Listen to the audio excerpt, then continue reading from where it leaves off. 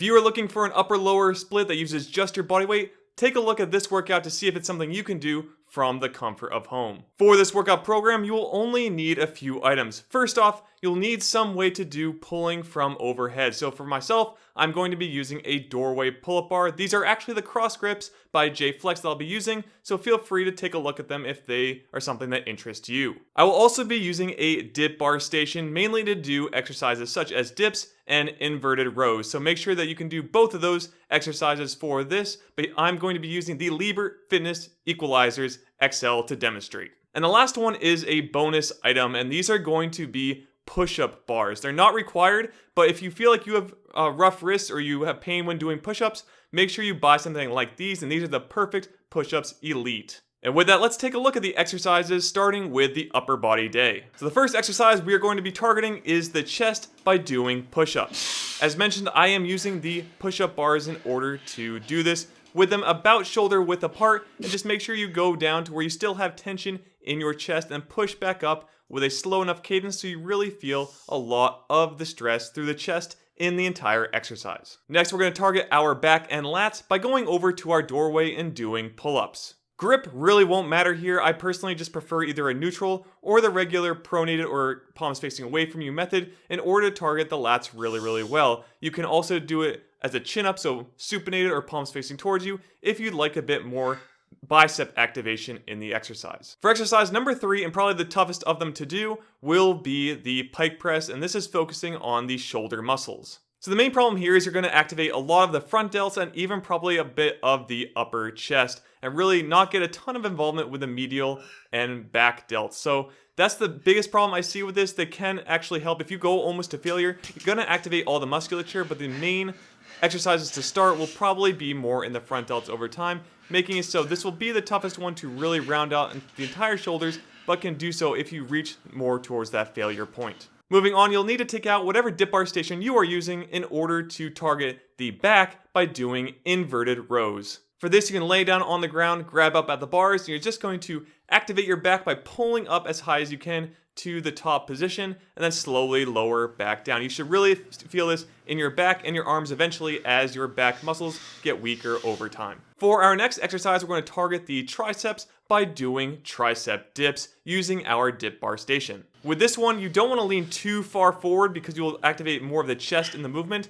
You need to lean a little forward just to stay safe with the exercise, but not so far forward where it becomes basically a push-up on the bar. So make sure you're a little straighter in order to get a bit more of the triceps involved in this exercise. And the last exercise, we will be going back to the doorway in order to do chin-ups so that we can activate more of the biceps. If you did this before, you'll probably be doing it again here, so you may not want to do chin-ups in your previous pull-up exercise. But for this one, we are going to make sure we're doing chin-ups in order to activate the biceps while working our back as well. And that's it for our upper body day. So that's 6 exercises. Now let's take a look at the 6 we're going to be doing for the lower body day. First up, we're going to target mainly the quads, but the glutes will be involved as well as we do our body weight squat. For this, I actually like to use the door frame in order to get into proper position. I don't really use it for assistance. It's more just to balance to go up and down so that I keep proper posture throughout the entire exercise. Next up, we're going to lay down on the floor in order to hit more of the posterior or backside of our legs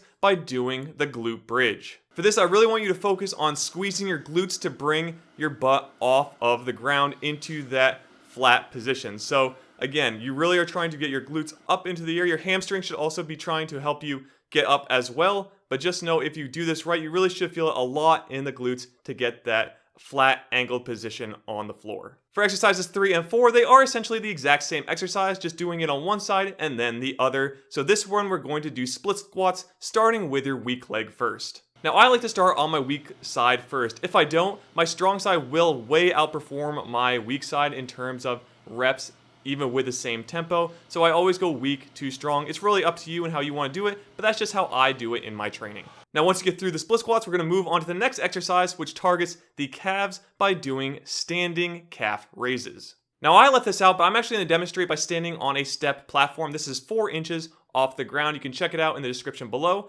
But if you don't have something like this, feel free to take out books, or you can use a staircase, whatever you might be, to try and get off the floor. You can just use a flat floor as well, but to get the full range of motion, I like to have something where my heels don't have a support on the bottom of them. Now the sixth and final exercise of lower body day is actually going to be focusing on doing the abs, so not really lower body, but getting our abs involved by doing crunches. Now for crunches, I like to think of it as someone punching me in the stomach, so I'm trying to protect my stomach area by contracting as hard as I can, and this should raise your shoulder blades up off the floor. That's really all you need to do in terms of the movement to target the abs appropriately. You don't need to sit all the way up to your knees like a full sit-up or anything like that. Simply just get your shoulder blades up off the ground by only contracting your abs, and you have done enough, and then do as many as you need to for the reps required in your sets. And that's it. That is the entire upper-lower split. Now for me, in my training, I like to do this on Monday, Tuesday, Thursday, Friday. So Monday, Tuesday, Monday would be upper, Tuesday lower. I take Wednesday off. And then on Thursday, I would do upper, Friday lower, Saturday off, Sunday off. And that's just how it fits best in my current schedule. Now when it comes to reps and sets, I always set it this way. I do it where I try and do 5 reps in the beginning and then work up to 15 over time. Now for me, I'm actually going to throw something else in here. If you can easily do these exercises for the max 15 reps, try throwing on a backpack with weights. For me, I actually have core fitness dumbbells that have plates I can take off and throw in the backpack, and that's how I would scale up this exercise. But if you don't, you can try other ways like a backpack and maybe some kind of books or whatever, but it's easiest to progressive overload if you're using the same thing, and that's why I like using my dumbbell plates for this. And if done properly, you should actually fail with good form in the very first set, and that's really all you need. So whatever that number becomes, between 5 and 15 reps. However, if you're working out by yourself like I do and you feel like you did not properly reach failure, maybe just mentally you kind of just gave out, but you felt like you could have done a few more reps, add another set or 2 in there until you really think that you reached that failure point, because that's the stimulus you need to tell your body to adapt and get bigger and stronger next time by repairing during your rest and recovery sessions. And last, when it comes to rep tempo, I really like to do 6-second reps. So I do 3-second concentric, or the shortening of the muscle, basically where you'd be pulling up in a pull-up. So you're from that elongated position, you're pulling up and shortening your biceps and your back muscles. And then the 3-second eccentric, where you're lowering or lengthening the muscles in that pull-up. That's the whole thing. It's a slow, simple way to do it. You're under constant tension the entire time, keeping those muscles engaged. And I really feel like this is a good rep tempo, especially with full body, to make it where it's actually difficult to do the exercises. If you're just repping them out really fast, you're probably not getting all that much, and momentum is probably carrying you through most of the movements anyways, and raising your risk of injury. Try out this upper-lower split, and if you did like it, make sure to take a look at my resistance bands and dumbbell versions of a similar upper-lower body workout as well that you can see on screen here or in the description below. But with that, that's the end of the video. Remember to be fit and game on.